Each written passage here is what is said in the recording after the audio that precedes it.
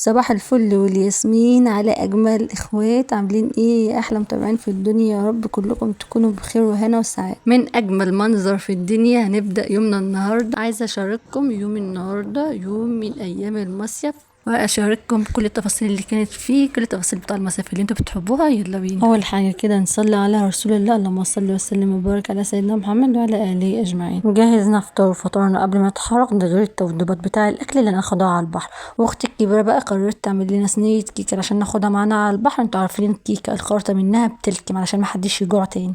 كل واحد فينا داخل عشان يجهز نفسه، وكمان علشان يجهز اللي مسؤول منه، زي الاولاد والشنط اللي احنا هناخد فيها الحاجات بتاعتنا، الفوط والبشاكر وكده. كنت جايبه معايا في الرحله دي هدوم كتير عشان البسها على البحر، بس كل مره وانا طالعه على البحر كنت بفضل البس البوركيني بتاعي، كنت حباه جدا، مريح كده، والقماشه بتاعته مش بتحرر، والتصوير فيه تحفه. خلصت لبس بقى ولبست البنوتات بتوعي، وجهزنا كل حاجه اللي احنا هناخدها معانا، الشط بتاع النهارده، ونزلنا تحت اتجمعنا بقى علشان نستنى الميكروباص اللي هي ياخدنا للشط. ومعروف ان مطروح شطوطها بعيده عن بعض وفيها كذا شط، وكلهم احلى من بعض، منظر طبيعي تحفه.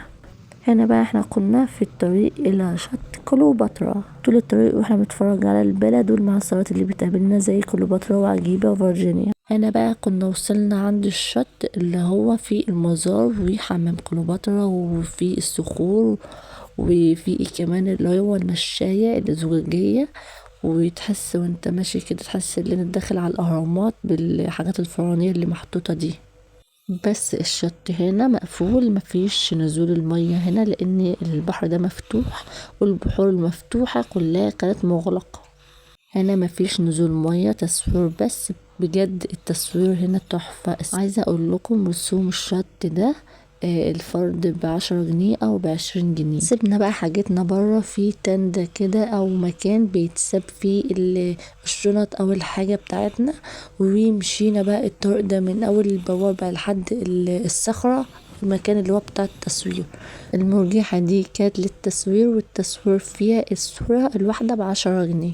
رحنا بقى عند المشاية الزجاجية اللي هي دي بتاع حمام كليوباترا. ده حمام كليوباترا مدخلناش عشان كان زحمة، فرجعنا تاني وقعدنا نتصور بقى صور كتير، ومالينا التليفون صور، مالها الكاميرا بتاع التليفون. صورنا حبة صور حلوة. هناك الصورة ب10 جنيه، يعني ال10 صور ب100 جنيه. خلصنا تصوير بقى ورجعنا تاني للمكان اللي احنا حاطين فيه حاجتنا. واحنا ماشيين في الطريق ده، الناحية دي على ايدينا دي البحر وجمال البحر، والناحية دي صحراء والصخور دي والجبال. فوقفنا بقى علشان نتصور كام صورة هنا، شوية هوا. بجد الجو كان حلو قوي. رجعنا بقى عند الحاجة، المكان ده اللي انا بقولكوا عليه الشمسيات، او المكان اللي الناس بتقعد فيه او بيحطوا حاجاتهم لحد لما يتصوروا في المكان وكده. والاغاني كانت شغاله والمكان كان مزاجها رايق خالص. عدينا بقى الناحيه التانية في الشط اللي هو بتاع كليوباترا، اللي هو فيه نزول في الميه والبحر وكده، اللي هو شط مقفول وامن وفيه كل الخدمات وفيه شمسيات وكان فيه العشش دي بتبقى عشة كده مربعات، وكل مربع بتتأجر فيه 8 كراسي او 10 كراسي، والترابيزتين بتوعه كانوا عاملين 600 جنيه. وكان في شواطئ تانية بيأجروا من الشمسيات بالكراسي، يعني في عشش وفي شمسيات. احنا اخدنا بقى عش من دي مربع كده في اول صف على البحر، علشان الاطفال اللي معانا يشوفوا احنا قاعدين فين، وكمان تبقى عيننا عليهم. ومكة كنت جايبه لها الفستان اللي هو الابيض ده اللي عليه فراولة، ده بتاع البحر عشان تلبسه. فعكت بقى هدومها اللي جايه بيها، فقلت بقى مش مشكله، محدش شايف حاجه، احنا سياح نعمل اللي احنا عايزينه. هنا كنا بنلعب بالرمله، وهي عملت لها كده 3 فحر علشان تملاهم، وراحت تجيب ميه علشان تملاهم، وسبتها تلعب بقى. قلت انا بقى قاعده استجم واقعد استمتع بالوقت الجميل ده. والواحد قاعد على البحر كده يعني بيكون زهقان وعايز بقه شغال باي حاجه كده، ممكن ياكل فريسكا من عمو العسل الطيب ده، او ممكن تين بيبيعهم برضه على الشط. تين بالكيلو، الكيلو كان ب40 جنيه، والنص كان ب20. وانا قاعده في امان الله بستجم كده، سمعت صوت عياط خرم ودني، فافتكرت الغلبانه اللي كانت نايمه دي، اكلتها. وباباها قال لي نزلها الميه، ما كنتش عايزه انزلها، فاخدها وقعدوا يتصوروا. مكة انا يا حبيبتي كانت هتغرق، كانت نازله من غير عوامه، وكانت عايزه تروح لباباها، فرجلها ما طالتش الارض.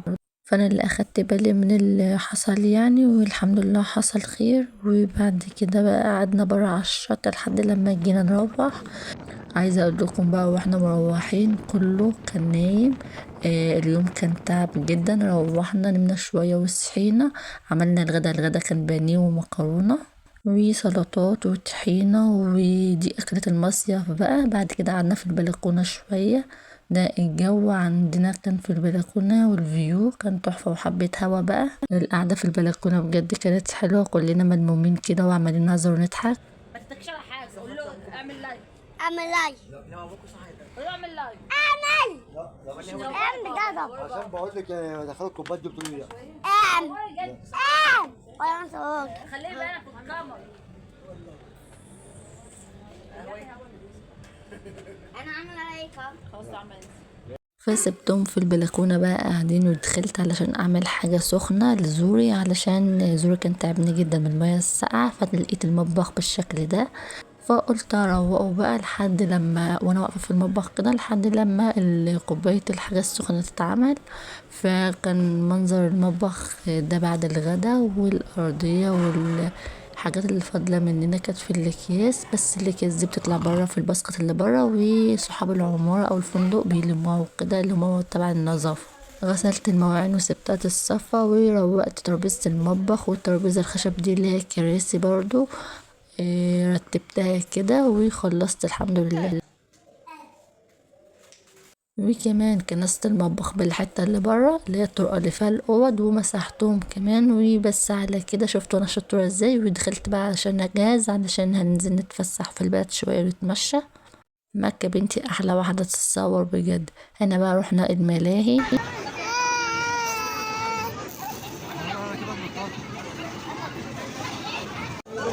خلاص طب يلا.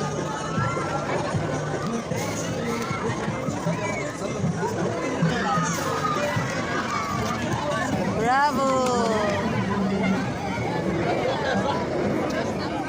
لولي يا موكا.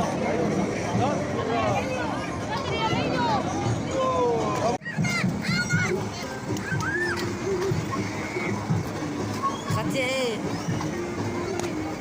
دي؟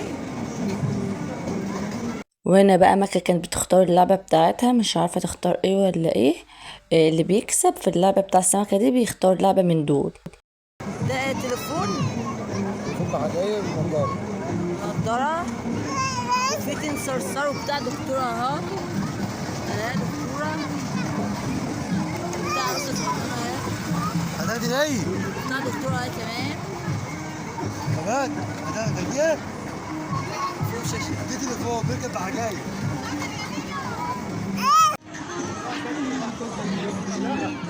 بص سيبك ان هو يجي لوحده.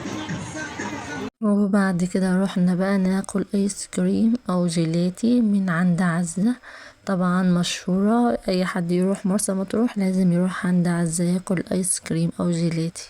قعدنا شوية ناكل الايس كريم ونستريح، وقعدنا نتمشي بقى في شارع اسكندرية. وبعد كده اخدنا بعضنا وروحنا للفندق، علشان الواحد كان تعبان موت. ويومي كده خلص معاكم، اتمنى يكون عجبكم. لو عجبكم اكتبوا في التعليقات تحت انه عجبكم، واشوفكم في فيديو جديد على خير. باي باي.